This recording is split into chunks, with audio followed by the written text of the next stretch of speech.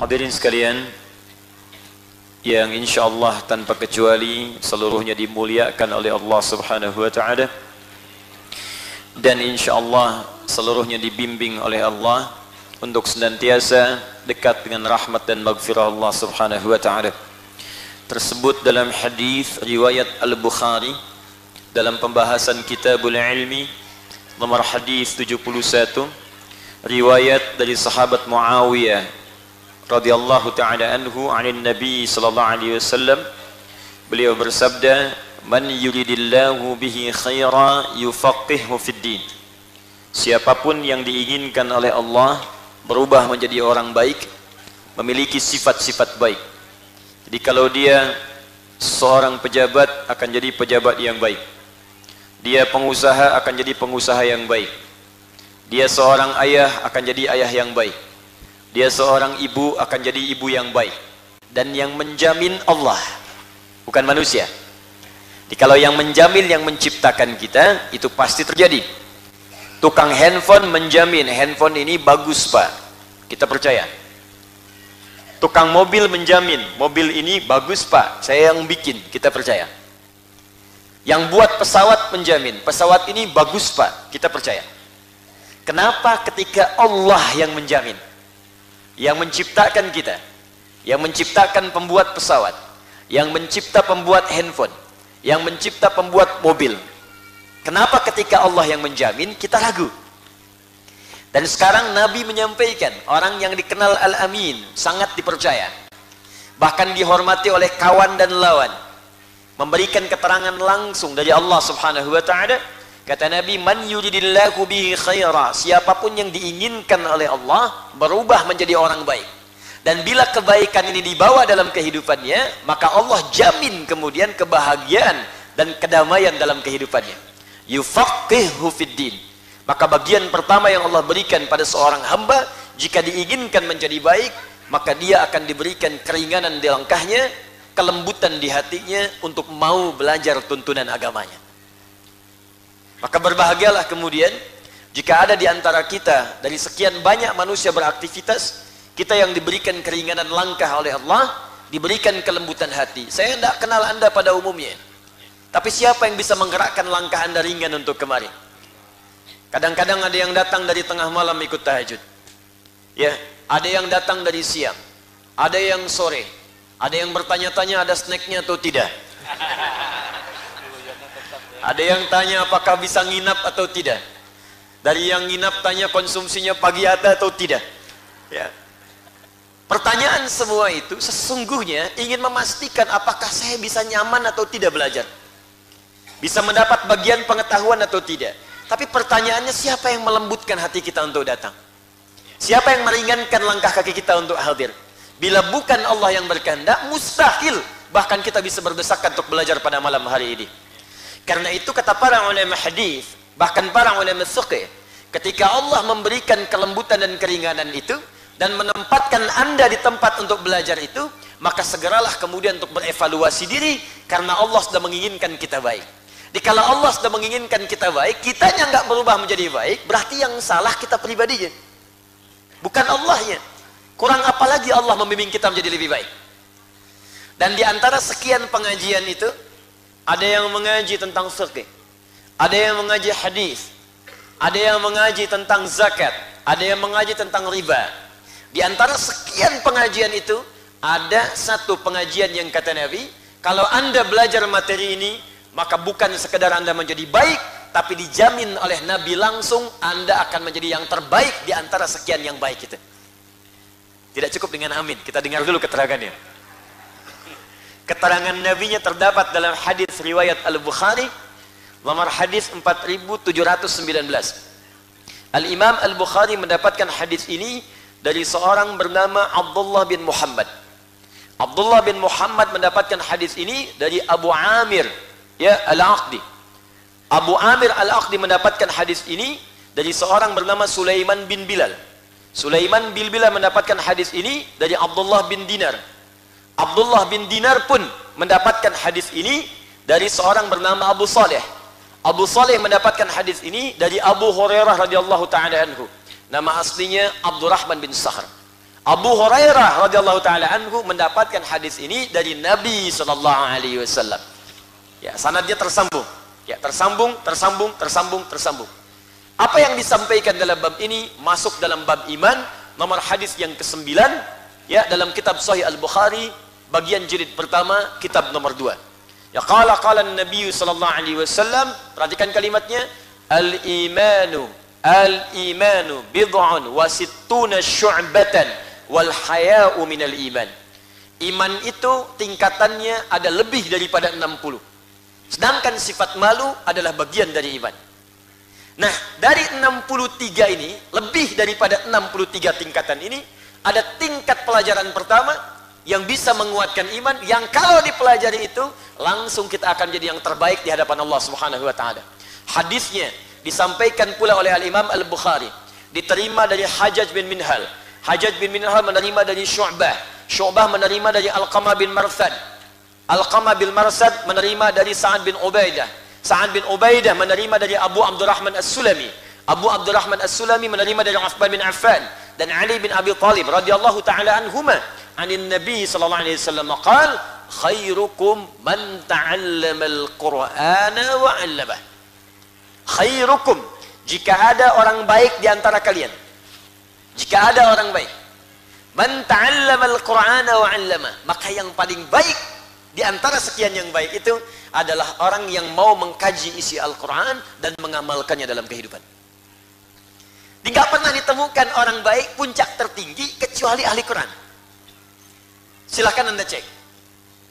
Dulu 15 abad yang lalu, itu manusia paling buruk semuka bumi, paling buruk, paling tidak kenal kebaikan. Banyak yang bodohnya, tidak punya peradaban. Kalau ada orang yang sekarang pelaku maksiat, baik itu pencuri, pembegal, pemabuk, pezina, tidak akan pernah bisa menyayangi komunitas ini. Sehingga orang-orang mengenalnya dengan jahiliyah. Jahlun itu bodoh. Kalau pakai tak di ujungnya, berarti semua sifat yang tidak kenal kebaikan. Bukan hanya tidak kenal ilmu, tapi tak kenal akhlak, tak kenal adab, yang baik-baik gak kenal semua. Jahil orangnya, tak sifatnya. Kalau disatukan jahiliyah berarti menunjuk kepada orang dan perbuatan sekaligus. Kalau Anda ingin melihat pencuri paling buruk pencuriannya, maka jahiliyah komplit. Kalau pencuri sekarang itu masih kelas amatiran dibandingkan jahiliyah. Kalau ada pembegal sekarang, maka dibandingkan dengan begal zaman jahiliyah itu nggak ada tandingannya. Sekarang satu orang membegal, zaman jahiliyah sekampung begal semua. Kalau ada orang membegal sekarang, itu orang telat, terlambat. Pemabuk sekarang, itu jauh kalah saling dengan jahiliyah. Pemabuk zaman jahiliyah paling pemula. Pemabuk pemula itu minimal 5 kali sehari mabuknya. Jadi yang sekarang itu masih amatiran. Kalau ketemu Abu Jahal paling ketawain dikit tuh. Ya, pezina, penipu, koruptor, zaman jahiliyah kumpul semua. Tapi yang paling dahsyat, Allah tidak menurunkan tongkatnya Nabi Musa kepada Nabi Muhammad SAW untuk merubah tipikal sosial di kalangan masyarakat jahiliyah. Allah tidak menurunkan sentuhan Nabi Isa untuk merubah perilaku masyarakat jahiliyah. Tapi Allah menurunkan Al-Quran. Yang dengan Quran itu, tiba-tiba berubahlah semua tatanan sosial masyarakat ini. Dari yang pencuri tobat, pembegal tobat, pezina tobat, pemabuk tobat. Umar itu kan kurang keras apalagi. Kerjaannya tiap hari nantangin orang. Kalau berani dengan saya naik ke Jabal Qubais. Jabal Qubais yang sekarang ada istana raja di atasnya. Ya, sampingnya Sofa samping Zamzam. Persis ada bukit di atasnya itu ada istana raja, dulu Jabal Qubais. Tepat di bawahnya sekarang ada tiang lampu rumahnya Abu Jahal. Persis. Jadi kalau Anda naik ke situ nggak bisa, sekarang istana. Ya, paling lewat samping, begitu lewat ke kanan ada pos security satu, CCTV warna putih, hadap ke sini. Anda lurus ke sana, ada kipas angin, 35 kipas angin sampai ujung. Ya, saya udah hitung itu. Izin Pak Danrem, saya hitung. Alhamdulillah ada Pak Danrem malam hari ini, kita doakan mudah-mudahan beliau senantiasa disehatkan. Ya. Pintu 26, 27 sampai ke ujungnya, sampai Babus Salam. Itu Umar tiap hari itu selalu menantang orang-orang sekitaran. Kalau ada yang merasa hebat, ayo bertemu dengan saya, naik ke atas Jabal Qubais, mengumumkan bertemu di bukit A, kita berduel. Tapi sebelum datang pamit dulu pada ibu yang telah melahirkannya, karena ia akan pulang tanpa nama, Umar. Mabuk sudah hatam. Betul, 5 kali dalam sehari. Umar. Kerasnya luar biasa. Tapi Allah hanya menurunkan 1-2 ayat untuk merubah kondisi hatinya, berubah jadi baik. Lewat depan rumah saudarinya, tiba-tiba mendengar sebuah huruf Al-Quran, 1-2 huruf dibacakan, langsung menembus kepada jiwanya. Taha, Quran surah ke-20. Taha, ma anzalna alaikal Qur'ana litashqa. Taha, tidaklah kami akan turunkan Al-Quran kepadamu untuk memberatkan dirimu, tapi ingin memberikan petunjuk dalam hidupmu. Cuman toha, tobat. Anda sudah diberikan Yasin tiap malam Jumat, gak tobat-tobat. Al-Kahfi dibacakan, gak tobat-tobat. Ini Umar orang paling keras pada saat itu. Hobinya terkait dengan mabuk, nantang orang. Toha, tobat. Tobat. Langsung bersyahadat. Menjadi kerasnya berubah menjadi tegas. Pembela kebenaran luar biasa. Bahkan satu-satunya sahabat yang langsung meminta kepada Nabi untuk diturunkan ayat larangan mirasantika. Bang Haji belakangan. Umar, ya Rasulullah, kenapa tidak minta kepada Allah alhamdulillah untuk menurunkan ayat larangan khamar? Maka turun tahapan sampai 4 kali, sampai turun Al-Maidah ayat 90 sampai 91. Innamal khamru wal maisir wal azlamu, ya, dan seterusnya, rizqu min amali syaitan fajtanibuhu. Itu karena pertanyaannya Umar. Jundub bin Junadah, tukang begal, pemimpin kampung begal, sekampung begal semua. Ya, kalau Anda ditakdirkan hidup pada saat itu, lewat kampung ini tidak nyetor, Allahu Akbar, nggak dijamin bisa pulang. Gifar namanya, Gifar. Datang pada Nabi, cuma dibacakan seayat 2 ayat, sentuhkan di hatinya, masuk ke dalam relung jiwanya. Langsung berkata, asyhadu an la ilaha illallah wa asyhadu anna Muhammadar Rasulullah. Ya Rasulullah, saya mohon izin, sa'u'lin syahadati amamal Ka'bah. Saya ingin umumkan syahadat saya di depan Ka'bah. Kata Nabi, la taf'al, jangan lakukan. Karena orang Islam masih sedikit. Kamu umumkan, kamu dipersekusi, dipukuli. Bahaya untuk kamu. Pulang aja ke Gifar berdakwah. Apa jawabnya? Ya Rasulullah, saya ini membegal terang-terangan. Masa syahadat sembunyi-sembunyi? Pembegal dengar ayat Quran, taubat. Dan bersyahadat di depan orang. Kata beliau, asyhadu an la ilaha illallah wa asyhadu anna Muhammadar Rasulullah. Ya ahla Quraisy, saya sudah syahadat. Mau apa? Allahu Akbar, dipukulin. Jatuh pingsan. Ketahuan oleh sahabat Ali radhiyallahu taala anhu. Ali berkata, jangan teruskan, kalau dia terluka kalian gak akan aman melewati kampung Gifar. Karena setiap transaksi jual beli akan melewati Gifar. Store. Di preman-preman yang terima storan telat sekarang itu. Sudah keduluan sama yang dulu. Tapi dahsyatnya pulang kemudian Jundub ke kota Gifar, lalu berdakwah di sana, menyampaikan ayat tadi yang disampaikan Nabi, cuma 1-2 ayat. Apa yang terjadi? Allahu Akbar, Nabi hijrah ke Madinah. Tiba-tiba dalam suasana hijrah itu, setelah menetap di Madinah, terdengar suara gempar di Madinah. Tapak kaki yang luar biasa terdengar. Dok, dik, duk, dok, dik, duk, dok, dik, duk. Orang heboh keluar melihat. Ternyata ketika dilihat, Masya Allah, Jundub bin Junadah sedang memimpin satu kampung masuk Islam semuanya. Kampung begal, sekampung masuk Islam cuma 1-2 ayat. Jadi kalau tiap hari ada yang baca surat A, surat B, surat C, dan tidak memberikan dampak, berarti ada yang salah dengan cara ngajinya. Sekampung, untuk mengabadikan peristiwa itu, maka tidak dikenal dengan nama Jundub, dikenal dengan nama kampungnya. Untuk menyebutkan nama daerah, nama kampung dalam rumus bahasa Arab, tambahkan al di depannya, ujungnya tambah i. Saya dari Gifar, nama saya Jundub bin Junadah. Tambahkan Gifar, tambah al. Al-Gifar, ujungnya berikan i. Al-Gifari. Maka dikenal beliau dengan kunyahnya Abu Dzar Al-Ghifari. Tuh. Mantan begal, dengar Quran, masuk Islam, jadi dai. Bahkan setelah itu, jadi periwayat hadis, Pak, Bu. Jadi ahli hadis. Anda kalau baca Al-Arba'in 42 hadis, buka nomor ke-18. Itu diantara hadis yang diriwayatkan oleh Jundub bin Junadah. An Mu'adz bin Jabal wa Jundub bin Junadah radhiyallahu ta'ala anhuma, anin Nabi sallallahu alaihi wasallam qala, ittaqillaha haitsu ma kunta wa atbi'is sayyi'atal hasanata tamhuha. Itu yang riwayatkan mantan begal. Anda sekolah tinggi-tinggi sampai S1, S2, S3, S4, kerupuk 2, dia sampai tinggi. Pendidikan itu tidak membuat Anda dekat dengan Allah. Untuk apa?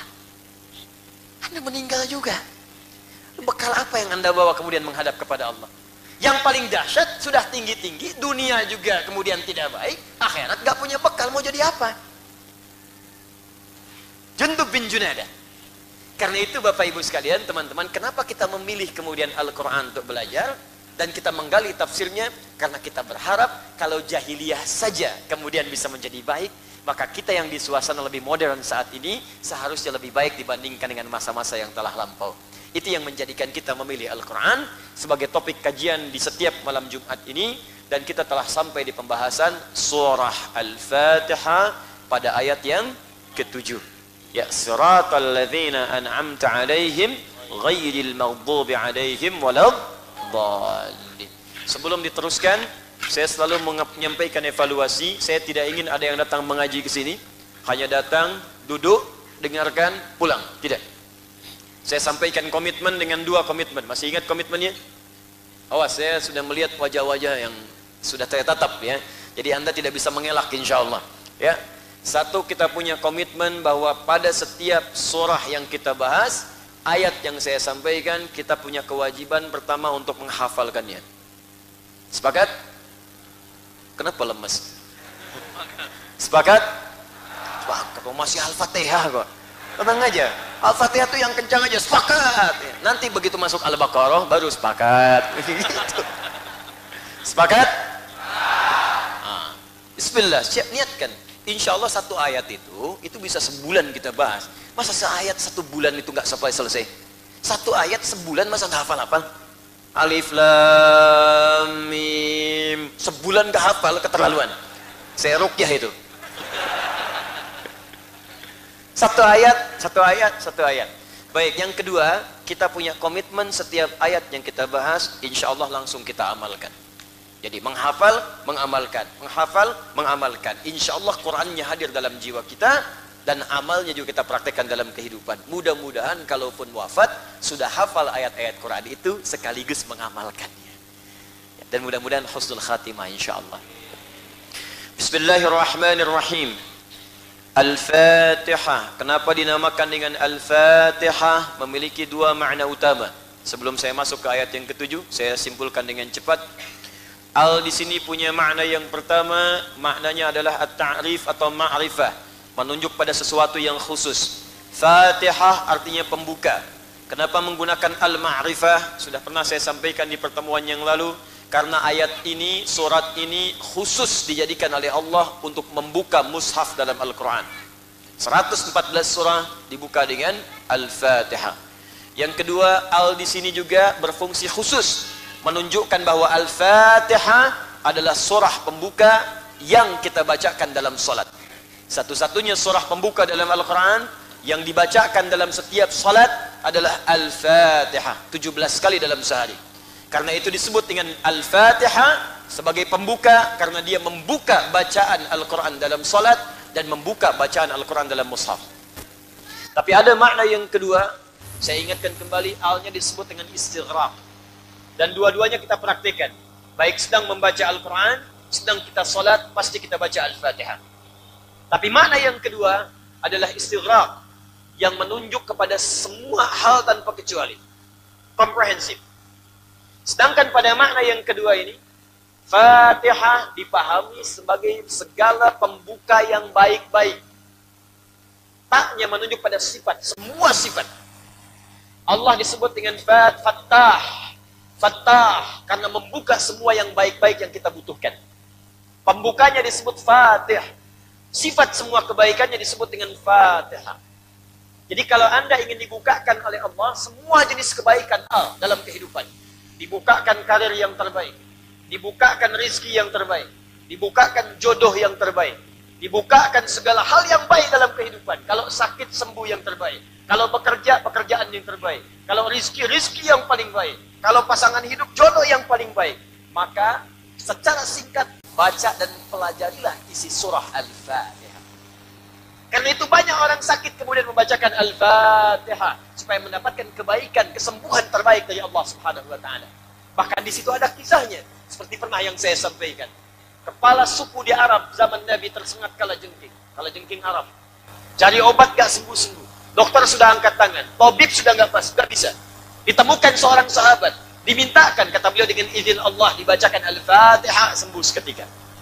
Di Al-Fatihah karena itu disebut dengan Asy-Syafi, Al-Kafi, Ummul Kitab, Ummul Quran, karena faidahnya, isinya bisa membimbing kita kemudian mendapatkan semua puncak kebaikan dalam hidup.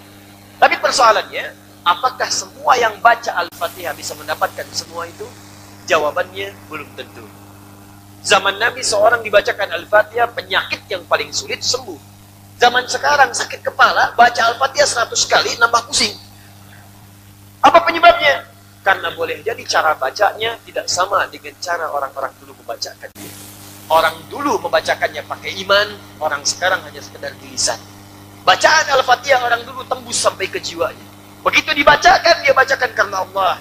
Dia kenal dengan Allah, ma'rifatullahnya jalan, kehusyuannya ada. Orang sekarang dibacakan cuma di lisan, gak sampai kepada hatinya. Turun Quran surah ke-49, ayat ke-14. Kata Allah, banyak mengaku orang beriman. Qalatil a'rabu amanna. Ada orang-orang Arab berkata beriman. Qul lam tu'minu, katakan kalian belum serius imannya. Walakin qulu aslamna walamma yadkhulul imanu fi qulubikum. Katakan kalian itu baru berislam, kebanyakan itu di lisan saja. Zikir cuma di lisan, subhanallah di lisan, alhamdulillah di lisan, Allahu akbar di lisan, tapi nggak masuk ke dalam hati. Karena nggak masuk ke hati, kekhusyuannya nggak muncul. Takbir memang takbir. Abu Bakar dulu kan takbir sampai gemetaran. Allahu Akbar. Saking khusyuknya bergetar tubuhnya. Kemudian mengeluarkan air mata di matanya. Keluar air matanya. Ketika selesai ditanya, kenapa ya Khalifah Anda saking khusyuknya tadi terlihat sampai gemetaran? Kata beliau, saya mengucapkan Allahu Akbar lisan saya. Dan saya merasakan mengatakan berkomitmen hanya Allah yang maha besar. Tapi saya takut dalam hidup ini lisan saya mengucapkan Allah yang maha besar, tapi saya selalu merasa besar dalam hidup. Takut pernah merasa besar dibanding orang lain, merasa hebat dibanding yang lain, merasa sombong dibanding yang lain, merasa paling khusyuk sholatnya. Anda bayangkan, saat iman masuk ke dalam jiwa, maka pikiran menerjemahkan, hati merasakan. Anda tiap hari mengatakan Allahu Akbar, tapi sama teman sendiri merasa yang paling hebat, sama tetangga merasa yang paling tinggi, sama pasangan hidup merasa yang paling luar biasa. Siapa Anda? Sampai berani mengatakan di lisannya Allahu Akbar, tapi dalam prakteknya sering merasa besar dalam kehidupan. Bahkan yang paling dahsyat, Allahu Akbar, Allah yang paling besar dibanding semua yang ada di muka bumi ini. Tiba-tiba handphonenya bunyi, ting tung ting tang ting tung tang ting tung, ambil dulu, halo. Allah yang paling besar, tapi handphone dijawab, sholat dibatalkan. Ada sesuatu yang belum sampai ke jiwa. Karena itulah kita akan pelajari dari awal ayat sampai bagian akhir ayat, supaya kita bisa merasakan. Ya, secara singkat, kalau Anda ingin mendapatkan dibuka oleh Allah semua pintu kebaikan, maka pertama Bismillahirrahmanirrahim. Baknya, hati-hati, ilsaq musahabah. Ya, ilsaq musahabah, perasaan dekat dan diawasi. Maka lakukan semua hal karena Allah, bekerja karena Allah. Awas, makan, minum karena Allah, berikhtiar karena Allah. Sama dunia juga kok kita kerjakan. Cuman punya poin akhirat. Anda berangkat bismillah, tugas bismillah, kerja bismillah, belajar bismillah. Ketika semua dikerjakan karena Allah, maka Allah akan turunkan sifat Rahman dan Rahim untuk merawat kita. Allah berikan rezeki yang baik, Allah arahkan pada kebaikan. Karena itu orang yang merasakan diawasi Allah, mustahil akan melanggar ketentuan Allah. Anda nggak akan pernah lihat orang mau minum, mau mabuk pakai bismillah, mustahil. Bismillahirrahmanirrahim, whisky dulu, mustahil. Karena ketika kalimat itu diucapkan, hati kita akan dijaga, tidak akan mungkin menyentuh yang haram. Nggak ada koruptor mau korupsi pakai bismillah. Berapa nilainya? 1 miliar Pak, lumayan. Kurangin dosa dikit lah. Bismillahirrahmanirrahim. Mustahil. Kalimat-kalimat hak tidak akan bertemu dengan maksiat. Perbuatan taat tidak akan bertemu dengan maksiat. Maka orang yang mendapatkan bimbingan Allah akan dijaga dalam kehidupannya. Ar-Rahmanir-Rahim, Malik Yaumiddin. Dia akan diturunkan rahmat Allah kepadanya. Akan dijaga sampai dengan hari kiamat. Diberikan bimbingan-bimbingan dalam kebaikan. Dan yang puncaknya, Iyyaka na'budu wa iyyaka nasta'in. Kalau benar pekerjaannya jadikan ibadah karena Allah, maka semua kebutuhannya akan dicukupkan oleh Allah Subhanahu wa taala. Yang pertama diberikan apa? Ihdinas siratal mustaqim. Ihdina berasal dari kata hidayah. Maaf saya agak cepat karena ini materi sudah saya sampaikan sebelum-sebelumnya. Berasal dari kata hudan, artinya solusi, artinya kemudahan hidup, artinya bimbingan, artinya kenyamanan. Jadi ketika kita mengatakan ihdinas siratal mustaqim, as-siratal mustaqim, ya Allah berikan saya bimbingan untuk beribadah dengan cara yang benar. Berikan saya jalan untuk mendapatkan rezeki dengan cara yang mudah. Berikan saya bimbingan supaya mendapatkan solusi dalam setiap masalah dengan cara yang mudah. Ketika Anda bacakan ihdinas siratal mustaqim, kata Allah, saya akan berikan semua yang kau butuhkan.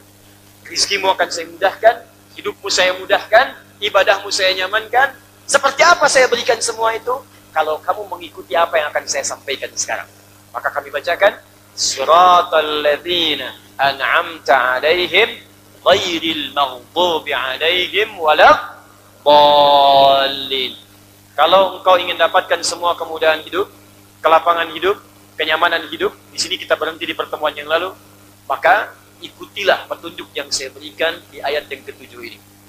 Anda katakan ihdinas siratal mustaqim, ya Allah tunjukkan kami jalan kemudahan dari setiap petunjukmu. Kata Allah, kalau mau mudah dan ikut jalannya, maka ikuti jalan orang-orang yang pernah menempuhnya di masa-masa yang lampau. Siratal ladzina an'amta 'alaihim. Ya Allah, tolong berikan jalan kemudahan ini. Kalau saya dapat kedudukan, mudah mendapatkannya. Kalau saya ingin bekerja, mudah pekerjaannya. Lancar rezekinya, mudah rumah tangganya. Bagaimana caranya ya Allah? Kata Allah, saya turunkan kepada engkau bimbingan seperti orang dulu mendapatkannya. Maka dijawab oleh Allah dengan kalimat siratal ladzina an'amta 'alaihim. Saya tuliskan siratal ladzina an'amta 'alaihim. Fokus sebentar, di sini saya berhenti dulu. Kata Allah, kamu ikuti jalan orang-orang yang pernah sukses sebelum kalian, yang aku berikan kenikmatan kepada mereka. Bahkan kalimat ini ditanamkan di lisan kita supaya minta. Ditanya ke Allah nih. Tanya ke Allah. Kata Allah, baca ini. Baca, pelajari. Ya Allah, saya mohon ya Allah, berikan kepada saya semua jenis kemudahan yang pernah engkau menunjuk kepada Allah. Sini. Yang pernah engkau berikan kepada orang-orang sebelum kami ya Allah. Ada orang yang hidupnya ya Allah di pemerintahan diplomasi seperti Amr bin As, Muawiyah bin Abi Sufyan, Abu Bakar sebelumnya, ada Omar, ada Uthman, ada yang pedagang pengusaha seperti Abdurrahman bin Auf, ada yang mengajar seperti Ali bin Abi Thalib, ada yang di rumah tangganya nikmat seperti Sayyidah Fatimah Az-Zahra, ada yang semua yang dikerjakan gampang, ada yang belajarnya gampang seperti Abu Hurairah, sekali baca langsung hafal. Bagaimana caranya ya Allah? Kata Allah, ikuti jalan-jalan seperti mereka. Bagaimana rahasianya ya Allah? Diturunkan Quran surah ke-64, surah ke-4 ayat 69. Dijelaskan oleh Allah yang dimaksud orang-orang ini siratal ladzina an'amta 'alaihim. Saya ulangi, tak di sini maksudnya siapa? Allah. Jadi kalau taknya saya buang, kalimatnya menjadi begini, an'ama. An'ama. Taknya kembali kepada Allah. Maka dijawab oleh Allah di Quran surah ke-4 ayat 69. Perhatikan kalimatnya. Wa may yuti'illaha war rasulah fa ulaika ma'al ladzina an'ama Allahu 'alaihim. Taknya dibuang.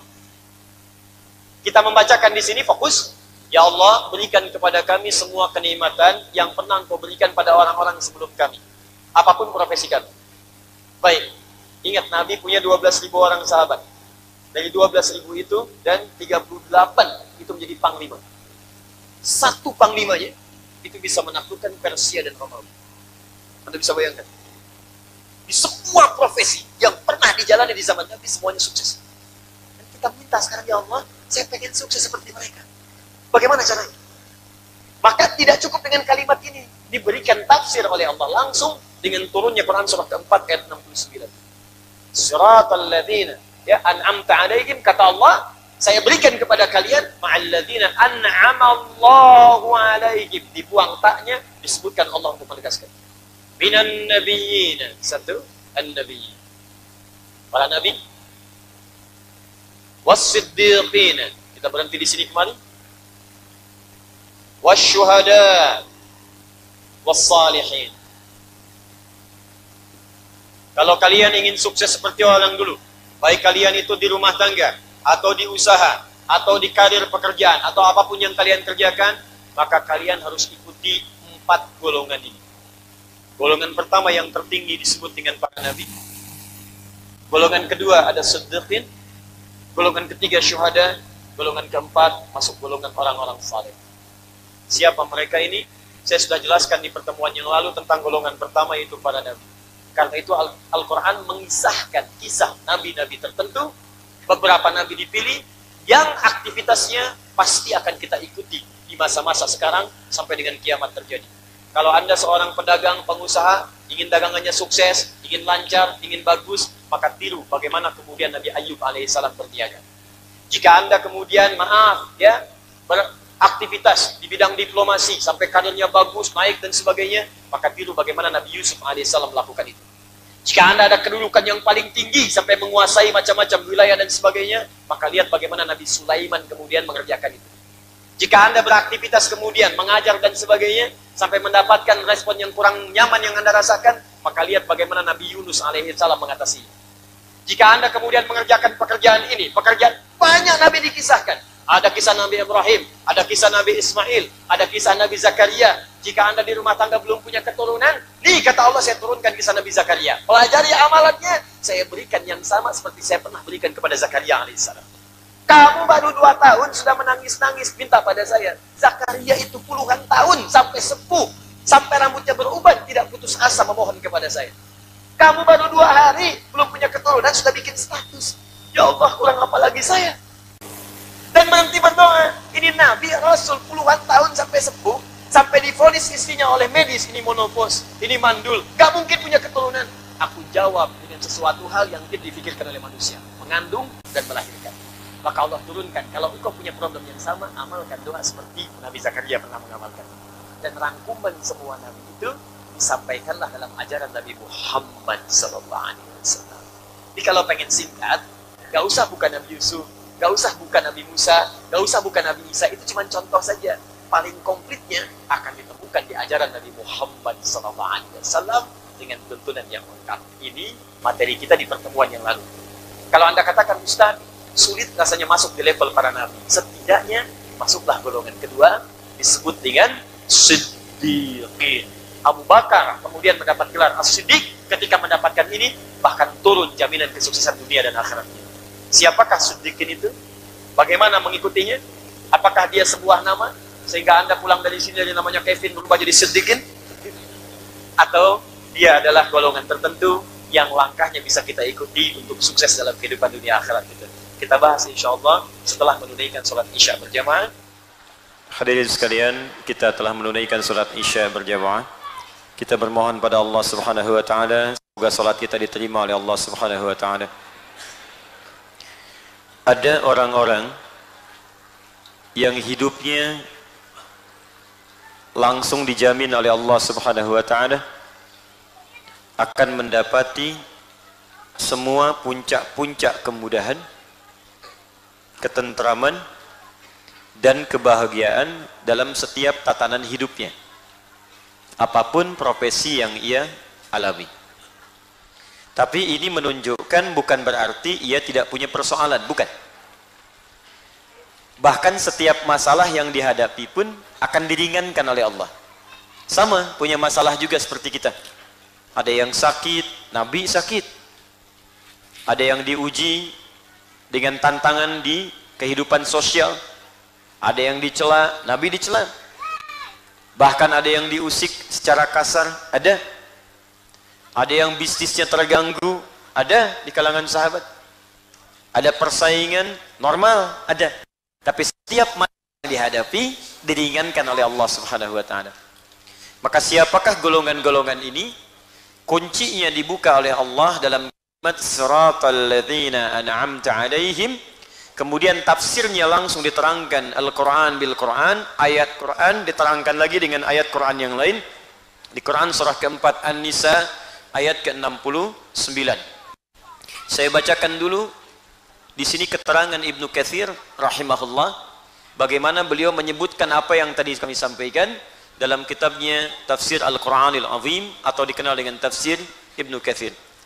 Bismillahirrahmanirrahim. Walladzina an'ama Allahu 'alaihim humul madhkuruna fi suratin Nisa. Haitsu qala ta'ala wa man yuti'illaha war rasula ulaika ma'al ladzina an'ama Allahu 'alaihim minan nabiyyina satu was-siddiqina dua wasyuhada tiga was-salihin empat wa hasuna ulaika rafiqa. Dan jika Anda menginginkan teman, contoh terbaik yang paling dekat yang ingin Anda ikuti, maka merekalah empat golongan ini yang terbaik dijadikan sebagai suri teladan dalam kehidupan kita. Wa hasuna ulaika rafiqa. Jadi kalau cari teman, cari tuntunan, cari panduan, maka carilah panduan dari empat golongan ini, karena merekalah teman-teman dan panduan terbaik yang bisa dijadikan model dalam kehidupan. Lalu Allah jadikan miniatur aktivitas mereka seperti yang tadi saya sebutkan. Ada yang pengusaha, pedagang, pengajar, ada yang di militer, di pemerintahan, ada yang berdakwah. Hampir semua aktivitas kita kekinian miniaturnya sudah ada. Dan empat golongan ini contoh terbaik dalam kemudian mengamalkannya. Ada yang di rumah tangga, ada semuanya. Ya, maka siapakah empat golongan ini yang dimaksudkan? Yang satu sudah kita bahas, yaitu kalangan para nabi. Karena itu keluarkanlah semua tuntunan, khususnya Nabi Muhammad SAW, yang mencakup semua tuntunan-tuntunan nabi-nabi sebelumnya. Jadi kalau Anda baca buku, misal ada halaman bab pertama, bab kedua, bab ketiga, bab keempat. Tapi kalau semua satu bab dikumpulkan jadi kitab, satu buku. Nah, kalau nabi-nabi sebelum Nabi Muhammad itu pelajarannya cuma bab 1, bab 2, bab 3, bab 4. Semua bab itu dikumpulkan jadi satu dan diberikan petunjuknya di masa Nabi Muhammad SAW abadi sampai sekarang. Jadi semua petunjuk Nabi Muhammad mencakup semua ajaran nabi-nabi sebelumnya. Karena itulah kepada Nabi Muhammad disampaikan kisah Nabi Ayub, disampaikan kisah Nabi Yusuf, disampaikan kisah Nabi Sulaiman, dan semua yang dialami nabi-nabi ini kemudian dipraktekkan petunjuknya oleh Nabi Muhammad SAW atas perintah Allah Subhanahu wa taala. Karena itu turunlah kemudian Quran surah ke-33 ayat 21. Ya. Kata Allah, laqad kana lakum fi rasulillahi uswatun hasanah. Seperti kita bahas di pertemuan lalu, kalau Anda ingin cari model terbaik dijadikan tuntunan, dalam bahasa Arab disebut uswah. Maka semua kata Allah sudah saya tempelkan, sudah saya lekatkan pada pribadi Muhammad SAW dengan sifat kerasulannya. Sempurna semua. Pada diri Nabi itu sempurna semua. Semua sifat, pekerjaan, tuntunan, nilai ada semua. Tinggal kita mau ambil yang mana contohnya.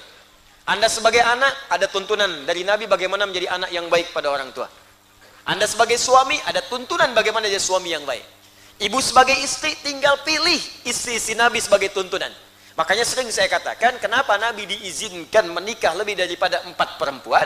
Karena seluruh istri Nabi itu menjadi miniatur semua karakter perempuan di muka bumi. Ibu tinggal lihat ibu mirip siapa. Cermin lihat mirip siapa. Ya. Sayyidah Aisyah kah yang aktif belajar, senang ikut kajian? Aisyah.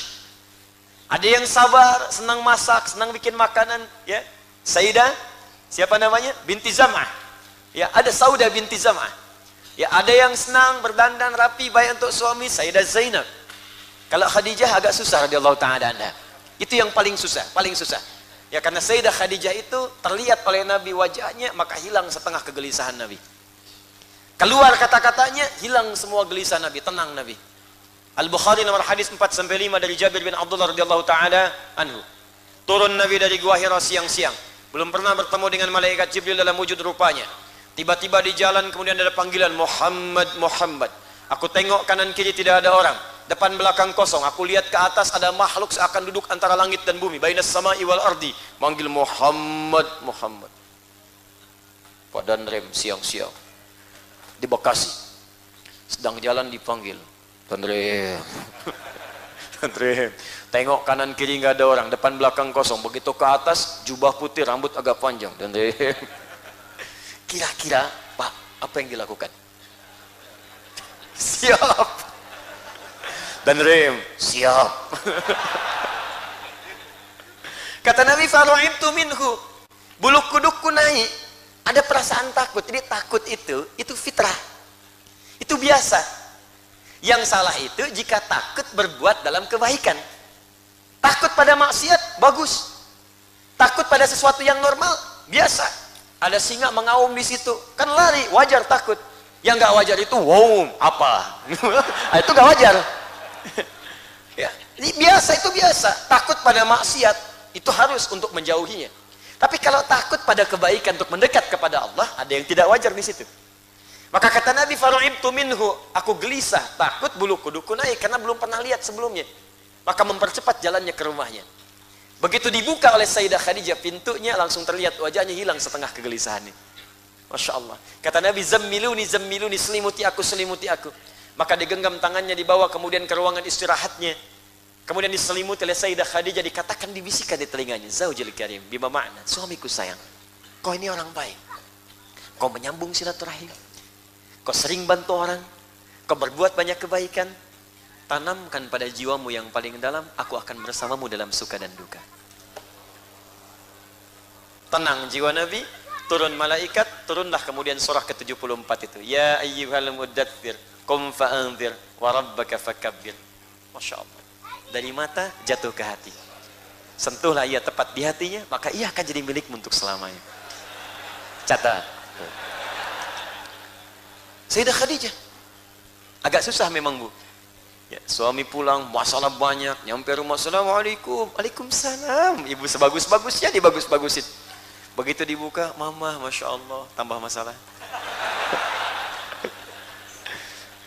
Coba buat, ibu cek, semua akan jadi baik. Rasulullah, apapun yang dicontoh pada Nabi akan baik semua. Makanya sepeninggal Nabi, yang jadi teladan itu orang yang belajar pada Nabi. Nabi meninggal, Abu Bakar teladan. Abu Bakar meninggal, Umar teladan. Umar meninggal, Utsman teladan. Utsman meninggal, Ali teladan. Semuanya teladan. Sampai sekarang. Habis kemudian sahabat, muncul tabi'in. Tabi'in teladan. Muncul imam 4. Ya, sampai sekarang coba kita ingat imam yang 4 itu. Imam Abu Hanifah, Imam Malik, Imam Asy-Syafi'i, Imam Ahmad bin Hanbal. Sampai sekarang. Kitabnya pun masih dikaji. Imam Nawawi yang muridnya Imam Asy-Syafi'i di mazhabnya. Sampai sekarang. Berapa banyak yang ngaji Al-Arba'in, 42 hadis. Berapa yang banyak yang ngaji Riyadhus Shalihin, 1896 hadis. Imam Ahmad punya murid lagi, sampai ke Ibnu Rajab Al-Hambali, sampai sekarang jadi teladan. Jadi kalau kita ikuti percikannya saja satu bagian. Anda keluarkan tuntunan Nabi tentang menjadi seorang ayah. Pelajari sebulan aja. Maka Anda akan jadi ayah teladan. Ibu keluarkan tuntunan Nabi sebagai seorang ibu. Ibu Nabawi, keluarkan. Ibu akan jadi teladan. Anda seorang anak, keluarkan tuntunan dari Nabi sebagai seorang anak, Anda jadi teladan. Demi Allah saya katakan, tidak pernah ada seorang mengikuti Nabi kecuali sukses dalam hidupnya. Imam Al-Bukhari membuat bab khusus, saya berikan langsung rahasianya. Ini rahasia. Cari kitab Al-Bukhari. Cari kitab Sahih Al-Bukhari. Sekarang sudah banyak terjemahannya. Di situ ada 97 pembahasan. Cara cepatnya, jangan dipelajari semua. Apa yang menjadi profesi Anda, keluarkan isinya. Kira-kira 97 itu yang cocok buat Anda yang mana? Di situ ada kitabut tijarah, bab bisnis, keluarkan tuh. Antum baca, nggak paham tanyakan sama ustadznya. Praktekan bimbingan bisnis dari Nabi. Demi Allah saya katakan, dari zaman dulu sampai sekarang, orang yang berbisnis ala Nabi tidak pernah pulang kembali modal. Selalu kembali untung. Kitabul Imarah, bab pemerintahan. Kitabul Marid, bab orang sakit. Pelajari, dokter-dokter belajar. Ini ayat-ayat tentang penyakit, hadis-hadisnya apa. Kitabul Ilmi, bab tentang belajar. Ini teman-teman yang kampus nih, anak-anak muda ini banyak saya lihat. Demi Allah, saya sudah praktekkan Pak, Bu, teman-teman. Saya sudah praktekkan. Dan hasilnya dahsyat luar biasa. Dari bimbingan cepat memahami sesuatu. Membaca sesuatu cepat menghafalkannya. Menjaga supaya tidak lupa. Ada semua. Kapan ngatur waktu untuk belajar. Kapan murojaah untuk mengulang. Kapan mengecek keilmuan kita, bagaimana membedakan ilmu yang benar dengan ilmu yang salah, ada semuanya. Ada. Komplit luar biasa, keluarkan. Makanya yang jadi bimbingan abadi itu sampai sekarang cuman tuntunan Rasulullah Muhammad SAW. Ya. Kita mendapatkan itu, makanya keluarkan ngajinya itu, diperdalam, dibenarkan. Benar-benar ngaji. Jadi kalau kita cuma dengar, datang, dengar, pulang, tanpa pernah dipraktekkan, kita tidak akan bisa mendapatkan keberkahan dari ajaran itu. Dan hasilnya sulit untuk terasa. Tapi kalau Anda keluarkan, bikin kurikulumnya, nggak apa-apa, petakan sendiri sekarang. Ini saya mulai sebulan ini kurikulum pribadi dulu. Membuat diri saya baik, dari ujung kepala sampai ujung kaki. Besok sebagai seorang ayah, besok seorang ibu yang ibu. Besoknya nanti profesi, keluarkan semuanya. Begitu Anda kerjakan, silahkan pastikan. Bedakan rasanya, rasakan bedanya, pasti akan terasa bedanya. Lain. Ustadz, bagaimana caranya saya dengan bertahap ingin mengambil tuntunan Nabi itu? Maka kata Allah, perhatikanlah kemudian orang-orang setelahnya. Di antara orang yang pernah mengambil tuntunan Nabi ini ada 3 orang, 3 golongan yang dimuliakan oleh Allah Subhanahu wa taala. Siapa mereka? 1 siddiqin, 2 syuhada, 3 salihin. Kita akan bahas malam ini siapa itu kalangan siddiqin dan apa yang dimaksud dengan siddiqin serta bagaimana cara kita mempraktekkan makna ini dalam kehidupan. Ini kita akan kaji kalimat as-siddiqin, orang yang dimuliakan oleh Al-Qur'an, dijamin bahagia dunianya, tenang di alam kuburnya, dan satu komplek dengan Nabi, satu komplek dengan Nabi di surganya Allah Subhanahu wa taala. Satu komplek langsung. Disertakan. Pakai ma'iyah. Faulaika ma'al ladzina, ma'iyah itu dempet, dekat dan bertetangga dengan Nabi. Wah, keren tuh jawabannya tuh. Di mana akhi surganya? Saya biasa aja di atas. Karena semakin tinggi, semakin puncaknya. Tetangganya siapa? Ya Alhamdulillah, depan saya Nabi Ibrahim. Oh, Masya Allah, masa sih belakang siapa? Nabi Musa. Terus tetangga kanan kiri siapa? Ya kirinya Nabi paling ganteng di bumi, ganteng-ganteng Nabi Yusuf. Ente dulu nonton ganteng-ganteng serigala, ini Nabi. Kanannya Nabi Muhammad SAW. Siapa mereka? 1 siddiqin. Siddiqin itu bentuk jama'. Terambil dari kata siddiq. Saya tuliskan siddiq. Kalau Anda inginkan bentuknya jama' untuk banyak orang dan mencakup laki-laki serta perempuan, gampang. Tinggal tambah ujungnya in atau un. Itu sudah bentuk jama' dan jama' umum, mencakup laki-laki dan perempuan. Jelas? Kalau ingin dikhususkan perempuan saja, maka tambahkan at di ujungnya untuk jama'. Misal, muslimin umum, laki-laki perempuan. Saya pengen perempuan saja, pengajian khusus perempuan, muslimat. Jelas?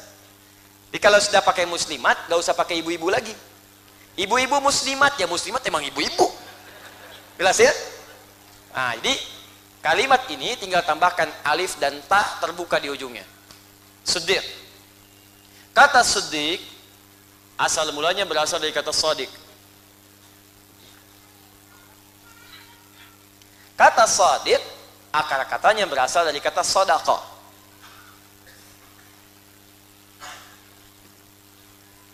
Tuh, ini akarnya. Shadaqah artinya sesuatu yang benar. Saya ulang, shadaqah artinya sesuatu yang benar. Kita selesai ngaji ada tasdik. Shadaqallahul azim. Kita berkata, berkomitmen semua yang Allah sampaikan dalam Al-Quran semuanya benar. Baik, ini mengambil dari kalimat Nabi SAW. Fa inna asdaqal hadithi kitabullah wa khairal hadi hadi Muhammadin sallallahu alaihi wasallam. Sungguh di antara perkataan yang paling benar hanya firman Allah yang benar. Firman Allah yang tidak ada cacatnya, sempurna. Maka selesai mengaji kita katakan shadaqallahul azim, tasdik dari kalimat Nabi, fa inna asdaqal hadithi kitabullah. Sungguh semua yang ada dalam Al-Quran semua benar, bersumber dari Allah. Maka kita katakan shadaqallah, ya Allah benar firmanmu ini ya Allah, benar firmanmu. Tapi tidak cukup sampai situ. Perhatikan kalimatnya. Karena kata shadaqah ini kalau diucapkan benar, maka orangnya disebut dengan shadiq. Saya ulang. Orangnya disebut apa? Shadiq. Orang yang membenarkan sesuatu. Tapi kalau orang ini fokus, ini poinnya, membenarkan sesuatu saat sebagian orang bahkan masih ragu atau ada yang menolaknya. Di sebagian orang masih ragu di infonya dan dia tetap percaya, tetap membenarkan informasi itu dan mengamalkan isinya. Jadi mempercayai informasinya dan mengamalkan apa yang disebutkan di informasi itu. Saat sementara orang bahkan ada yang meragukan atau menolaknya, maka berubah kalimatnya dari shadiq menjadi siddiq. Siddiq artinya orang yang membenarkan sesuatu hal dan komitmen mengamalkan apa yang dibenarkan itu walaupun sebagian ada yang meragukan dan menolaknya. Satu kali Abu Quhafah, pernah dengar Abu Quhafah? Kalau Abu Bakar kenal? Oh, kenal di mana? Alhamdulillah, ada yang kenal Abu Bakar. Ya, alhamdulillah. Kemarin saya ke Jogja, ada yang kenal Fir'aun. Luar biasa. Abu Quhafah nama lainnya Abu Bakar. Rumahnya, tinggalnya di masa Nabi itu sekarang yang jadi Hotel Hilton. Jadi kalau Anda umrah atau haji, mudah-mudahan yang belum disegerakan oleh Allah, ya. Ya, dan biasa tidak cukup dengan amin, nabung. Ya, nabung siapkan dari sekarang. Nanti kalau umrah kemudian ke Masjidil Haram melihat Zam-Zam, nanti kalau saya berikan gambarnya begini. Ya.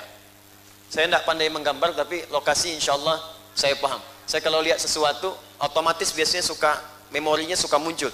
Saya dari depan masuk tuh ada rumah sebelah kiri putih dari gerbang, ya ada Pajero B126 LK. Ya masuk ke sini, di situ ada Terios 789 B789 TRS, ya di sini 1387 mobilnya yang sedan itu, ya otomatis tuh muncul.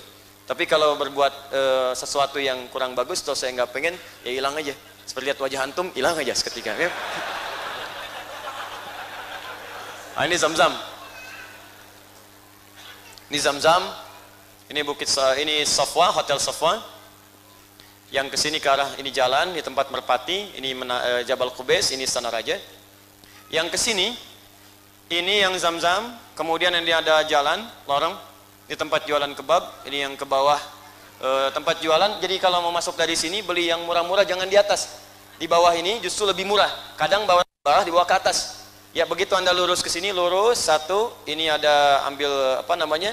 Cek ya, pakai metal itu yang pertama, ya metal detektor untuk masuk ya kita dicek itu. Ya ini metal detektor di sini. Lurus, belokan pertama, kedua di sini ada restoran Turki. Di sini kemudian ada tukar uang, money changer. Masuk ke sini, yang di sini ini teman-teman, ini yang beli satu dapat dua. Jadi kalau kira-kira kurang modalnya di sinilah. Ya. Ini yang ini nyebrang jalan ini langsung ada Hotel Hilton. Ya, yang merah bata. Di Hotel Hilton ini, kalau Anda ingin napak tilas, ini dulu rumahnya Abu Bakar As-Siddiq radhiyallahu taala anhu. Sini. Ya, dan di sini sekarang kediamannya jadikan masjid. Gak banyak orang tahu. Ada masjid. Orang nyebutnya musola, tempat sholat. Abu Bakar.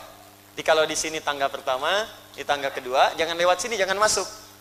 Masuk lewat eskalator, naik ke atas.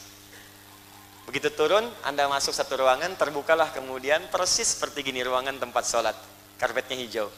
Itulah rumahnya Abu Bakar As-Siddiq di zaman Nabi Sallallahu Alaihi Wasallam. Kenapa saya kisahkan Abu Bakar ini? Nah, kisahnya erat kaitannya dengan peristiwa Nabi saat diisrakan oleh Allah Subhanahu Wa Taala di awal masa dakwah. Jadi Nabi ketika selesai Isra, kemudian Mi'raj, balik cerita, kedengaran ceritanya oleh Abu Jahal. Di mana Abu Jahal lokasi tinggalnya? Anda di ini Zam-Zam, lewat ke sini. Ini gate pertama, King Abdul Aziz, ini sedang perubahan. Ini yang kemudian menggunakan tangga ke atas, lewat sini. Belok ke sini. Ini yang saya katakan di sini ada pos security, CCTV-nya yang ada ke sini, warna putih, jaga orang. Di pintu 26, gate Ismail. Kalau di sini penuh, masuk lewat sini. Ya, nanti Anda ke sini turun langsung ke depan Ka'bah. Kalau ke sini muter lagi ke arah sini. Ini pintu 27. Ini babun Nabi di sini salat 2 rakaat, kemudian berangkat Isra, kemudian Babu Salam ke sebelah sini. Pintu sunnah tawaf lewat Babu Salam. Karena ketika tembus langsung Bukit Sofa, langsung Ka'bahnya Hajar Aswad. Jadi nggak belok-belok lagi. Cuman karena sedang diperbaiki, makanya nggak muncul tuh di sini, ya. Maka nggak ada jalan, jadi harus lewat sini lagi. Ya, lewat sini lagi. Ini rumahnya Nabi di sini. Di sini yang disamarkan jadi perpustakaan, maktabah kadimah. Nah, Abu Jahal di mana? Persis di depan pintu yang 20 bangun Nabi di sini. Di sini ada satu tiang lampu yang panjang. Sekarang tandanya jadi jembatan gini. Persis di sampingnya ini rumahnya Abu Jahal. Begitu mendengar berita Nabi sallallahu alaihi wasallam diisrakan, beliau membaca. Abu Jahal ini membaca, di kesempatan nih bikin hoax. Di Abu yang sekarang telat ya. Yang dulu udah banyak. Dulu udah banyak. Kesempatan nih. Terus langsung provokasi. Ini provokator tingkat tinggi lah. Tapi caranya halus benar. Muhammad, kalau kamu umumkan kisah ini kan kisah dahsyat. Belum pernah ada orang masyarakat kita sampai ke Palestina, Masjidil Aqsa, cuman semalam balik lagi. Kamu kan tahu, kafilah-kafilah kalau berangkat paling mudah, paling gampang, pulang-pulang 3-6 bulan. Kamu cuman semalam, dahsyat itu. Kalau banyak orang tahu, banyak masuk Islam. Kurang lebih begitu bahasanya. Ya. Nabi disampaikan, diundanglah oleh Abu Jahal. Datang. Ini Muhammad punya info SAW. Maka setelah kumpul orang, naiklah Nabi ke Jabal Qubais. Ayo Muhammad, apa yang kamu sampaikan? Kata Nabi tadi malam saya diisrakan oleh Allah. Kemudian berangkat ke Masjidil Aqsa. Naik ke langit kemudian turun. Dan ini beritanya begini. Ketawa langsung Abu Jahal. Masya Allah. Saya nggak bisa tirukan. Ya, ketawalah pokoknya. Tuh, gitulah. Ya. Begitu ketawa, dia bilang, Allahu Akbar, inilah si pembohong ini. Kita aja mau ke sana, butuh berbulan-bulan. Dia bilang cuma semalam, ini bukti kebohongan Muhammad sallallahu alaihi wasallam. Ini bukti kebohongannya, kata Abu Jahal. Ya, ini bukti kebohongannya. Bagaimana kalian bisa yakin lagi dengan dakwah orang ini? Maka dari situ banyak orang ragu. Ada yang ingkar lagi, ada yang nggak percaya. Wah, ini pembohong, ini begini, ini tukang sihir, tukang tipu, Masya Allah. Jadi kalau ustadz disebut bid'ah, biasa aja. Nabi aja disebut tukang tipu. Tuh.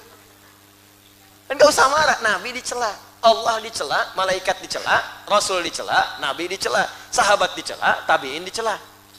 Dan biasa saja, Anda Tuhan bukan, malaikat bukan, Rasul bukan, Nabi bukan, sahabat bukan, tabi'in juga bukan. Kemudian Anda dicela, ya gak usah marah. Kalau Anda dicela oleh orang yang buruk, ini berarti ada kebaikan dalam diri Anda yang tidak dimiliki oleh mereka. Ingat ya, celaan dari orang buruk sebetulnya bukan celaan, tapi pengakuan yang Allah berikan dititipkan di lisan orang itu untuk menetapkan bahwa Anda berubah jadi baik. Anda biasa kumpul-kumpul di jalan, sekarang ikut ngaji. Lalu teman Anda yang biasa kumpul mengatakan, oh soleh. Padahal nama Anda misalnya Doni, kan? Katakan bukan, saya tetap Doni. Cuman sekarang ya berusaha untuk lebih baik. Oh ahli surga, kan? Nah, itu kalimat itu ketika diucapkan oleh orang tadi, itu bukan celaan, sesungguhnya pengakuan langsung dari Allah dititipkan pada orang itu untuk menetapkan Anda sudah berubah menjadi baik. Karena orang baik itu hanya akan dicela oleh yang buruk. Itu rumusnya. Kalau Anda buruk, Anda akan dicela oleh orang yang baik untuk mengingatkan Anda supaya kembali jadi baik. Jadi kita ini nggak bebas dari celaan. Kata Imam Asy-Syafi'i, hanya orang gila yang ingin bebas dari celaan. Karena nggak ada yang bebas dari celaan. Makanya berbahagialah ketika orang-orang jelek itu mencela Anda. Artinya ada kebaikan dalam diri Anda. Tapi Anda pun tidak harus bikin status. Alhamdulillah ada pengakuan dari Allah, sudah baik. Bikin semua ragu. Ada yang ingkar pada Nabi dihujat habis-habisan. Kata Abu Jahal, tinggal satu orang lagi nih. Kalau ini bisa dipengaruhi, sudah selesai dakwah Muhammad sallallahu alaihi wasallam di Jazirah Arab pada saat itu. Tinggal satu orang lagi, Abu Quhafah, Abu Bakar. Maka saat orang menertawakan, Nabi terdiam. Berangkatlah orang ini tadi dari lokasi yang saya tunjukkan supaya terbayang maksud saya. Ya, kalau belum berangkat ya bayangin aja juga gitu ya, kurang lebih berdoa dari sekarang, minta ikhtiar seberangkat. Ya, itu berangkat. Ada 150 meter lah. Sini. Kejar. Tinggal satu orang lagi. Abu Quhafah. Ya, ada apa? Ya kalau paham bahasa Indonesia begitulah gitu kan. Sampaikan. Ini ada berita penting. Muhammad SAW ada berita yang sangat dahsyat. Orang-orang udah kumpul di Jabal Qubais. Kamu datanglah. Dibawa, ditarik, datang Abu Bakar kemudian ke situ. Ada apa? Silakan Muhammad sampaikan. Nabi Muhammad SAW menyampaikan lagi. Dan perhatikan bagaimana Nabi tidak putus asa dalam menyampaikan. Anda bayangkan, boleh jadi ibu bapak itu mengajar di sekolah. Mungkin dari sekian 20 murid, mungkin 1 yang berhasil. Gak apa-apa. 2 yang rajin, gak apa-apa. Kalau niat kita benar karena Allah, maka kuantitas tidak akan jadi ukuran. 18 orang meninggalkan kelas, ya kalau urusannya karena Allah, gak apa-apa. Seorang syekh sedang mengajar, ratusan orang datang. Semangat mengajar. Tiba-tiba pertemuan berikutnya cuma 2 orang, masih semangat juga, sama seperti ratusan orang tadi. Orang bingung melihat, ya datang, Syekh, Anda kok bisa semangat yang sama? Kemarin ratusan orang datang, Anda semangat. Sekarang cuma 2 orang semangat juga. Apa jawab Syekh tadi? Dia tersenyum kemudian mengatakan, wallahi, saya ini kan mengajar karena Allah. Yang saya harapkan pahala. Pahala itu nggak diukur dengan ratusan orang. Yang penting saya ngajar, pahala dapat. Saya nggak peduli, walaupun cuma 1 orang di depan saya, tetap saya akan ajarkan dengan semangat yang sama. Karena yang saya kejar itu pahala Allah. Sekarang itu yang hilang. Guru-guru dulu kita itu, keikhlasan yang diutamakan. Ngajarnya ikhlas. Didoakan, dibimbing, walaupun cuma ngajar Iqra, ngajar Quran. Makanya muridnya itu pada jadi. Ada yang diplomat, ada yang pejabat, ada yang di militer, ada yang macam-macam jadi. Kenapa sekarang kemudian gelar tinggi-tinggi, tapi kualitasnya itu seakan hilang? Anda cek di KPK itu, pencuri itu yang punya gelar atau yang nggak ada gelar? Koruptor itu yang ditangkap-tangkap itu, setinggi apa sih gelarnya? Pasti ada yang salah itu. Ada yang hilang di pendidikan ini. Ada yang dikejar yang bukan kualitasnya. Ada materi yang terlalu dibanggakan. Ada ijazah dengan kualitas yang tidak membanggakan. Ada nilai-nilai yang hilang kekinian. Pantas kemudian kerusuhan menjadi banyak. Tawuran di mana-mana. Narkoba menyebar luas. Akidah akhlak sekarang berkurang. Bahkan pelajarannya hampir hilang. Berapa banyak kita, Anda perhatikan aja. Kurikulum saja anak-anak belajar. Itu anak-anak TK bisa berangkat pagi, pulang sore. Orang dulu saja paling cuma sejam 2 jam selesai pulang. Sekarang jadi semua. Dan malamnya masih ngaji. Bekasi itu terkenal lah. Terkenal Bekasi itu. Pagi pergi ke sawah, malam pergi ke masjid. Dan jadi. Sekarang berapa banyak masjid yang diisi? Berapa banyak amal yang dilakukan? Ada yang kurang. Nabi memberikan prinsip. Nabi sampaikan lagi. Yang tadi ingkar semua, ada yang ragu, ada yang ingkar. 1 orang datang, 1 orang baru. Nabi sampaikan dengan bahasa yang sama, dengan semangat yang sama. Boleh jadi dari 1 orang ini mungkin akan memberikan dampak kepada orang yang lebih luas. Mungkin 1 murid Anda yang perhatian pada Anda. Ketika Anda ikhlas kemudian mendidiknya, boleh jadi 1 orang itu yang akan memberikan tambahan murid-murid Anda dengan keberkahan ilmu yang telah Anda berikan. Tuh. Mungkin dia jadi pimpinan, mungkin jadi orang kaya dan keberkah dengan kekayaannya. Mungkin dia jadi pengajar lagi, punya murid lagi, 1 orang itu. Makanya ketika ada orang belajar, Quran membagi 3 bagian. Quran surah 9 ayat 122. Ya, wa ma kana al-mu'minuna liyanfiru kaffah. Falaula nafara min kulli firqatin minhum. Ya, nafar jadi firqah. Ta'ifatun. Jadi ada nafar, ada ta'ifah, ada firqah. Nafar jumlah banyak. 100, 200. Sekarang ada 5.000, 6.000, 7.000, 10.000 yang hadir. Kemudian jadi firqah.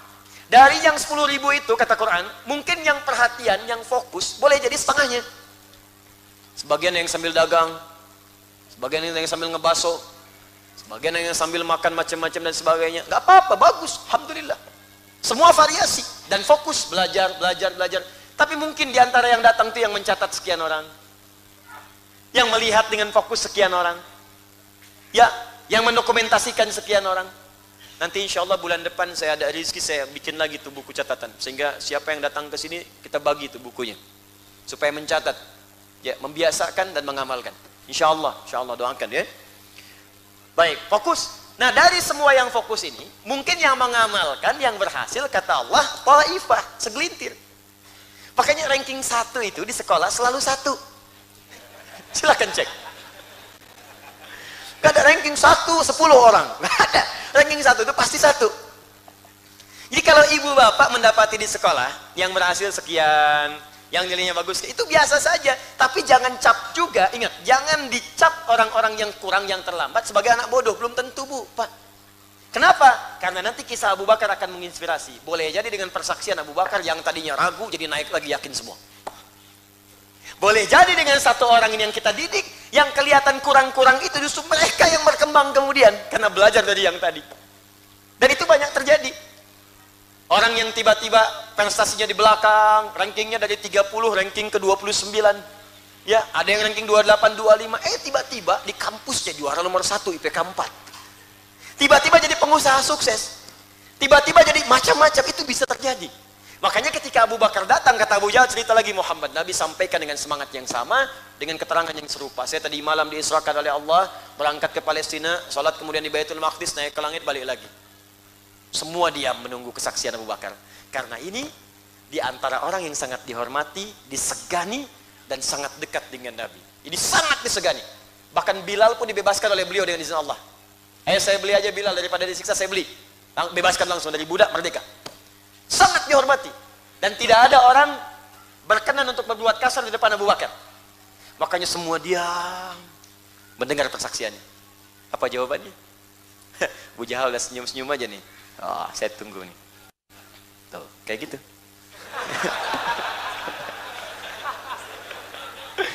Fokus. Ya provokator memang biasanya begitu.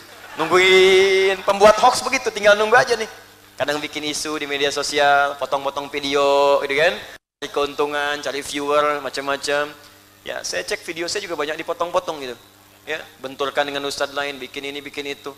Terakhir saya lihat video saya dibenturkan dengan Menteri Agama. Sejak kapan saya ngomentarin Menteri Agama? Tiba-tiba muncul aja. Anda bayangkan saya ngomentarin tentang disertasi yang sedang di Jogja. Tiba-tiba disambungkannya, wah, mengoreksi Menak. Wah, begini dan sebagainya. Apa untungnya sih? Apa untungnya? Anda cuma mengoleksi dosa aja. Gitu. Kalau memang ada orang keliru, ya diluruskan. Kalau ada orang salah, tidak paham ilmu, orang tak paham ilmu berpendapat, jadi maklumi aja karena nggak paham. Ya, kemudian diluruskan, selesai.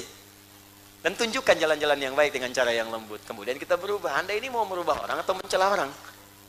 Ya, dan hindari hal-hal yang negatif, bikin hoax, bikin provokasi, karena itu sudah dikerjakan oleh orang-orang terdahulu. Abu Jahal, Abu Lahab.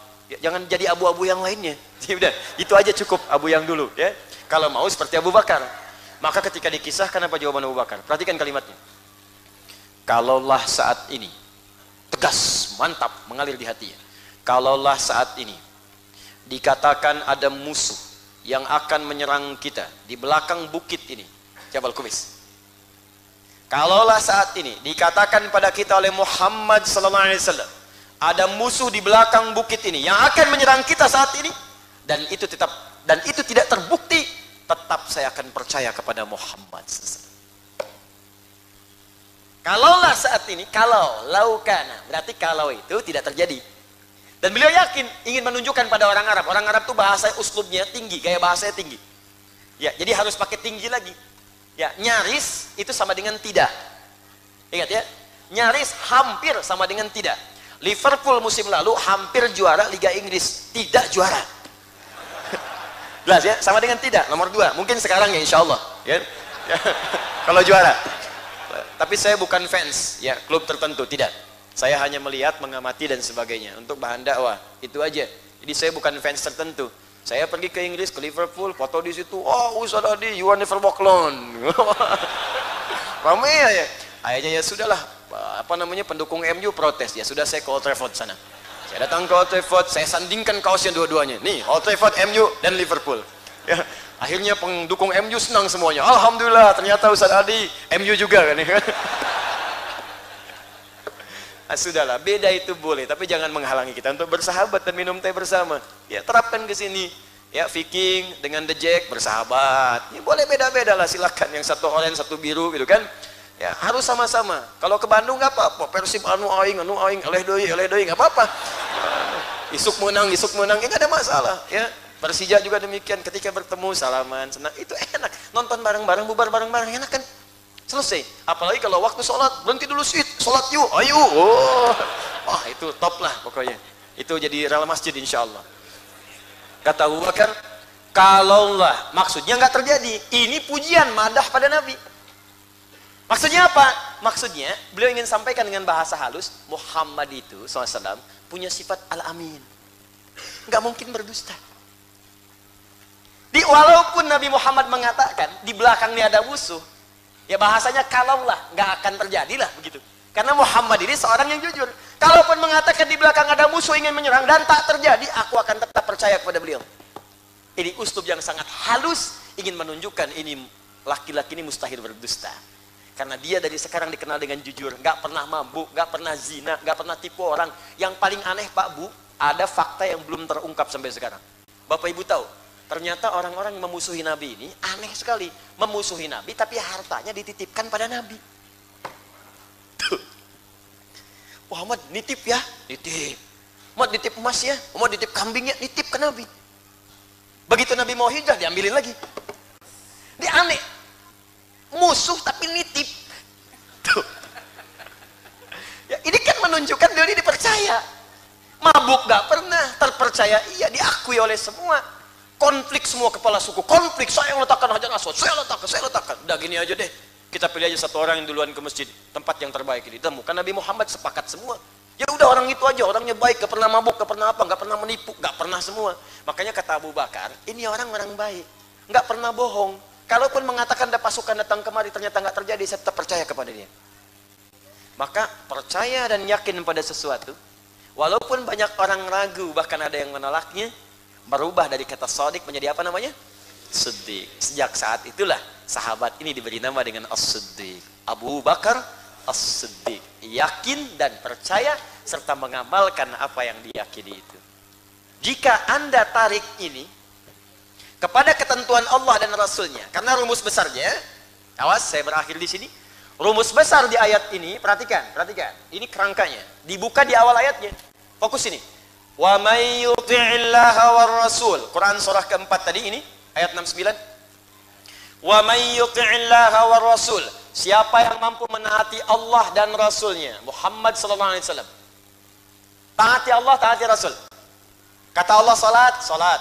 Kata Allah puasa, puasa. Bagaimana cara salat ya Allah? Ditunjukkan oleh Nabi. Ini begini cara takbirnya. Begini rukunya, begini sujudnya. Ya Allah, Engkau perintahkan aku untuk puasa. Turun ayat puasa. Ya ayyuhalladzina amanu kutiba alaikumusiyam. Puasa. Bagaimana caranya ya Allah? Ditunjukkan oleh Nabi. Nih, puasa jam sekian, waktunya sekian, bukanya sekian, apa yang dikerjakan ini, yang ditinggalkan ini. Semuanya. Lalu Anda yakin dengan ini semua. Dan mengamalkan isinya. Diminta salat, salat. Allahu Akbar, Allahu Akbar. Tiba waktu subuh. Ayo cepat bangun, bangun. Bahkan yang paling hebat, ada orang sudah siap sebelum waktunya. Dia benarkan semua. Turun ayat waris. Laki-laki 2, perempuan 1, 2:1. Banyak orang meragukan, wah ini bertentangan dengan gender, ini tidak adil, ini saya mau yakin, yang dari Allah pasti benar. Saya kerjakan. Warisan 2:1, 2:1. Ilmunya, dengan ketentuannya sehingga hikmah datang kemudian. Maka orang ini disebut dengan siddiqin. Kata Allah infak, infak. Kata Allah jangan takut miskin, gak akan takut. Harta keluar, keluar. Haji kerjakan, kerjakan. Salat kerjakan, kerjakan. Tahajud turun, kerjakan. Maka orang-orang yang yakin dengan semua ketentuan Allah, diajarkan oleh Nabi caranya dan dia kerjakan dalam kehidupannya, maka orang ini masuk dalam golongan siddiqin. Orang-orang yang membenarkan semua ketentuan-ketentuan dari Allah, perintah dan larangannya, kemudian mengikuti semua ketentuan itu. Inilah siddiqin. Ya.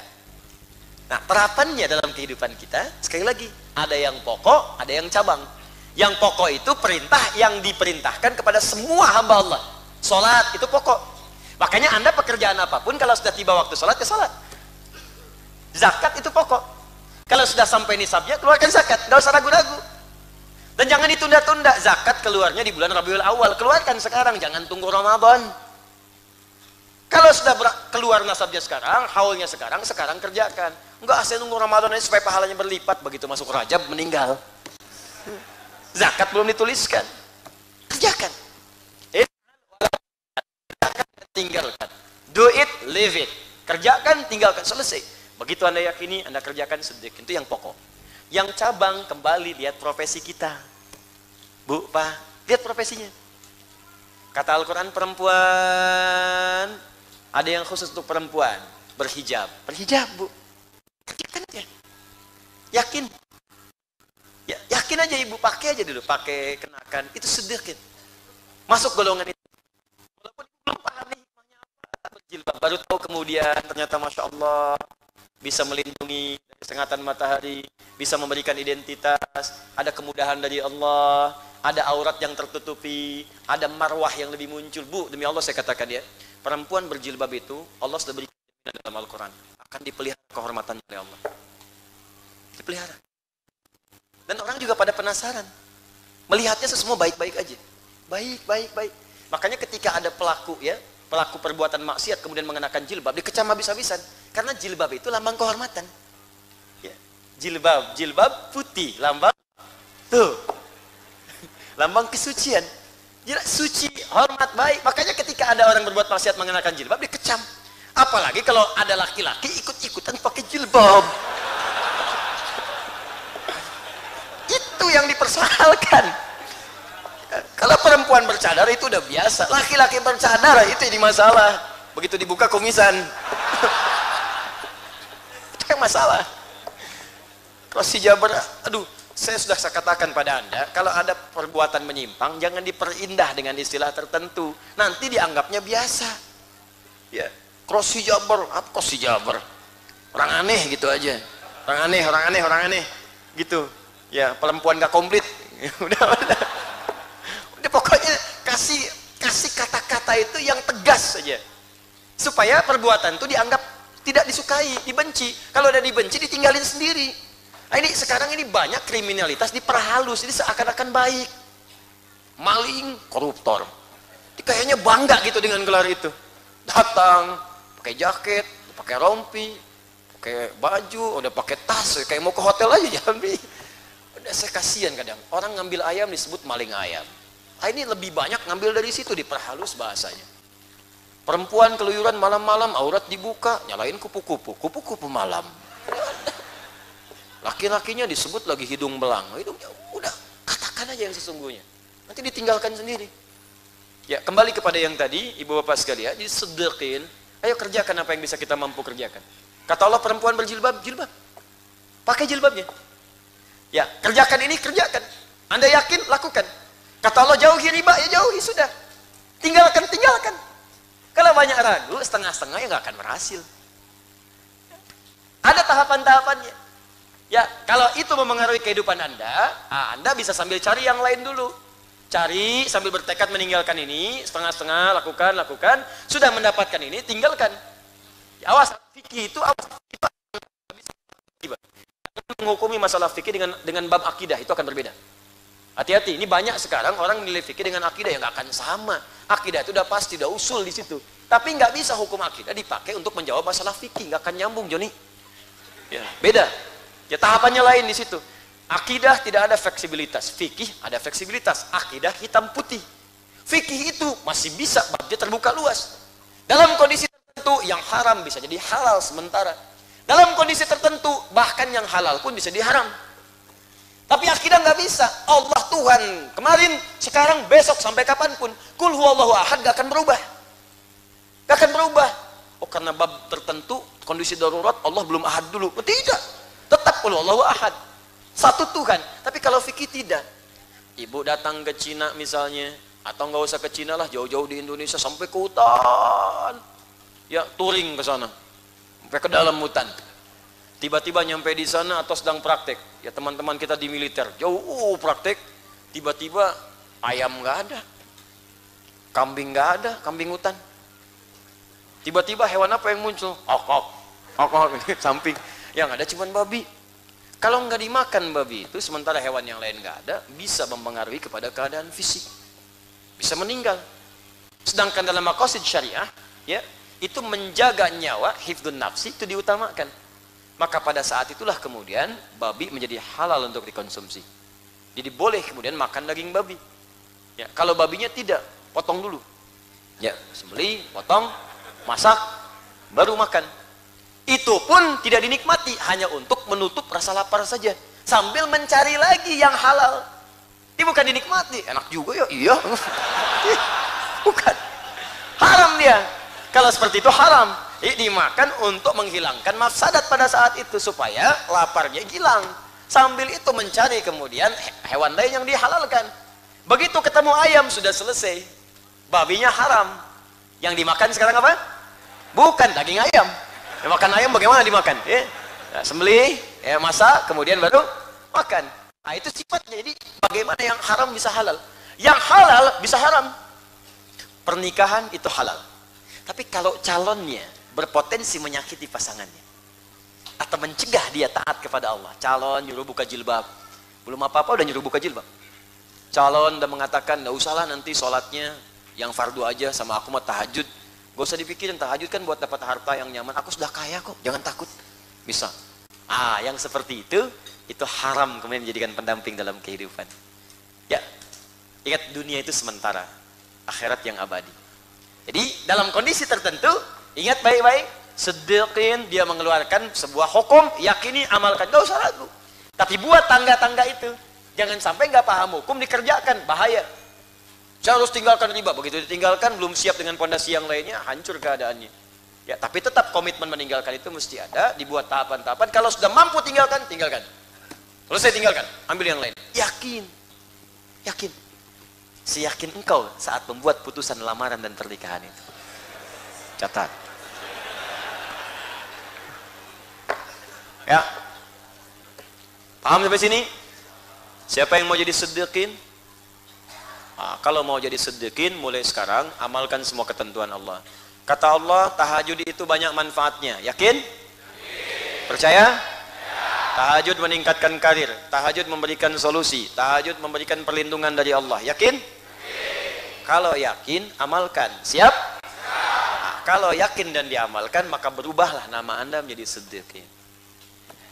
Nanti tinggal tunggu perubahannya. Pasti akan Allah jawab dengan janjinya. Ada perempuan di Amerika, kata Allah berjilbab, dia berjilbab, Bu. Kata Allah tahajud, dia tahajud. Sekali dia jalan di sebuah tempat, masuk kemudian ke sebuah wilayah, satu gang tertentu.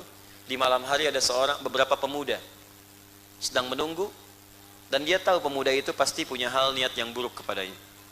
Apa yang dia lakukan? Dia yakin dengan Allah dan bertawasul dengan amalannya. Ya, itu rumus di Quran surah ke-5 ayat 35. Boleh tawasul dengan amal soleh. Ya ayyuhalladzina amanu taqullaha wabtaghu ilaihil wasilah. Hai orang beriman, tingkatkan takwamu kepada Allah dan bertawasulah dengan takwa dan amal salehmu. Maka dia bertawasul dengan amalannya, dia kuatkan niatnya kepada Allah dengan perlindungannya, dia yakin betul karena dia sudah mengamalkan apa yang telah Allah perintahkan dan dia sedang menagih apa yang Allah janjikan. Maka tiba-tiba lewat situ, aman aja jalan. Besoknya dia baca berita di TV muncul, di koran kemudian terbit, ada perempuan yang kemudian diperlakukan dengan tidak pantas. Begitu dilihat lokasinya kok sama, dan kejadiannya berlangsung beberapa menit setelah dia lewat. Maka feeling perempuan ini mengatakan ini nggak akan jauh dari orang-orang itu, laki-laki itu. Maka dia datangi kepolisian setempat, kemudian dia sampaikan, dia pengen tahu di mana ininya korbannya, ditanyakan gini. Terus kemudian dia sampaikan, apa yang kamu ketahui informasinya? Ya, yang saya ketahui begini, ditanyakan, betul, lokasinya di mana? Betul. Peristiwanya kapan? Betul, diberikanlah info. Ciri-cirinya bagaimana? Disampaikan ciri-cirinya. Si perempuan tadi menguatkan. Begitu kemudian sudah dilihat, sketsanya muncul, dicari orang itu, ditemukan. Ternyata benar mengakui perbuatannya. Yang paling menarik, perhatikan kata-katanya. Karena penasaran, si perempuan muslimah yang berjilbab tadi datang mengatakan, kamu kan tahu, sebelum perempuan tadi lewat, kan saya yang lewat duluan. Kenapa saya tidak diganggu? Kenapa saya tidak diganggu? Sementara yang setelah saya engkau perlakukan dengan cara yang tidak pantas. Apa jawab preman-preman tadi? Mereka mengatakan, bagaimana kami bisa mengganggu? Di samping kamu itu kanan kiri ada bodyguard yang badannya besar-besar. Wama ramaita idh ramaita walakinnallaha rama. Ya, bukan kau yang melempar, tapi Allah yang memberikan perlindungan. Tsumma istaqamu tatanazzalu alaihimul malaikah alla takhafu wala tahzanu wa abshiru bil jannati allati kuntum tu'adun. Orang-orang yang beriman, istiqomah dengan keimanannya, mengamalkan apa yang Allah perintahkan, akan kami turunkan malaikat yang melindungi dia dalam aktivitasnya. Dan dijaga orang ini supaya enggak sedih, kuat. Situasi apapun tegar, kuat, siap. Dan mentalnya luar biasa indah. Siapa mereka? Sedekah. Maka sekarang berlatih dengan amal soleh. Keluarkan amalan-amalannya, yakin dengan Allah, yakin dengan petunjuk Rasul, kerjakan dengan baik. Nanti Anda akan lihat bagaimana itu akan berubah diri kita dalam kehidupan. Siap insya Allah? Nah, kalau kita pun masih bertahap mengerjakan itu, maka ada pilihan yang ketiga. Ini pun istimewa. Kalau Anda kerjakan, maka Masya Allah dimuliakan oleh Allah di dunia, wafat di kuburnya juga sama-sama dijaga dasarnya, dan di surga pun ditempatkan di tempat yang sangat luar biasa. Ini golongan syuhada. Siapakah syuhada itu? Apakah hanya orang yang berperang di jalan Allah, lantas orang-orang kemudian pergi ke medan perang, pergi keluar, bahkan keluar Indonesia dan sebagainya? Atau yang dimaksud syuhada ini ada amalan-amalan lain yang bisa kita maksimalkan, bahkan tak sadar apa yang sedang kita kerjakan pun ternyata itu bagian dari amalan para syuhada. Siapa mereka? Bagaimana amalnya? Nanti kita lihat di pertemuan berikutnya insya Allah di pekan depan. Nah, sebelumnya ada yang istimewa.